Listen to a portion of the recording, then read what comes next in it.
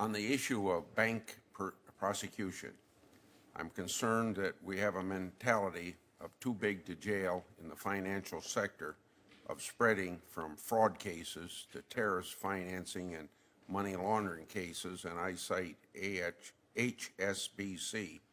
So I think we're on a slippery slope. So then that's background for this question. I don't have recollection of DOJ prosecuting any high-profile financial criminal convictions in either companies or individuals.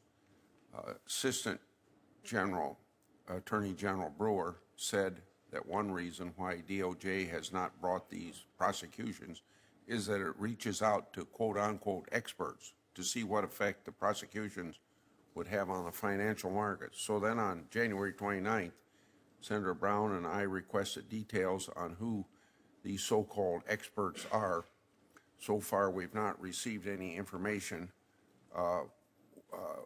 Maybe you're going to, but why have we not yet been provided the names of the experts that DOJ consults with, as we requested on January 29th? Because we need to find out why we aren't having these high-profile cases. And then I got one follow-up, so maybe you can answer that quickly. Well, we'll endeavor to answer your letter, Senator.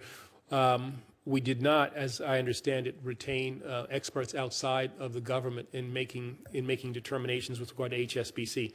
Now, if we could just put that aside for a minute, though, the concern that you have raised is one that I frankly share, and I'm not talking about HSBC now, because that maybe that not be appropriate. But I am concerned that the size of some of these institutions becomes so large that it does become difficult for us to prosecute them when we are hit with indications that if you do prosecute, if you do bring a criminal charge, it will have a negative impact on the national economy, perhaps even the world economy.